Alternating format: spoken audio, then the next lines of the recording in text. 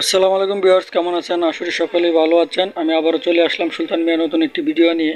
আমি আজকে মেহগনি গাছের কাঠ নিয়ে শেয়ার করব। এর আগেও আমি ভিডিওতে বলেছি বড় গাছের মাঝখানে সার কাঠ দিয়ে আপনারা কাজ করবেন। এখানে মেহগনি গাছগুলো মোটামুটি বড় দেখতে পাচ্ছেন। এই গাছগুলো দিয়ে বাড়ি তৈরি কাজে এবং ফার্নিচার তৈরি কাজে লাগালে ভালো হবে। কিন্তু মাঝখানে যে লাল অংশটি সার অংশটি কাজে লাগাতে হবে, তাহলে পোকায় নষ্ট করবে না। আর সাদা যে গরমা সাইডে থাকে ওইগুলো কাজে লাগানো যাবে না। এই মেহগনি গাছগুলো মোটামুটি বড় আছে, দেখতেও খুব সুন্দর দেখা যাচ্ছে, সোজা আছে, মানে ভালো আছে। আমার কাছে ভালো লেগেছে, তাই আপনাদের সাথে শেয়ার করছি। এই গাছগুলোর এরকম বড় গাছের এর চেয়ে ছোটো গাছ দিয়ে ফার্নিচার এবং বাড়ি তৈরির কাজে লাগাবেন না।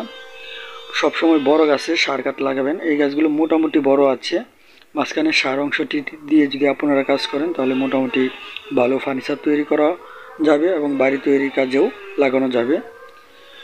এবং আমার ভিডিওটি শেষ পর্যন্ত দেখবেন, এবং আর ভিডিও যদি ভালো লাগে নিশ্চয়ই লাইক কমেন্ট শেয়ার করে দেবেন। সকলেই ভালো থাকবেন, ধন্যবাদ।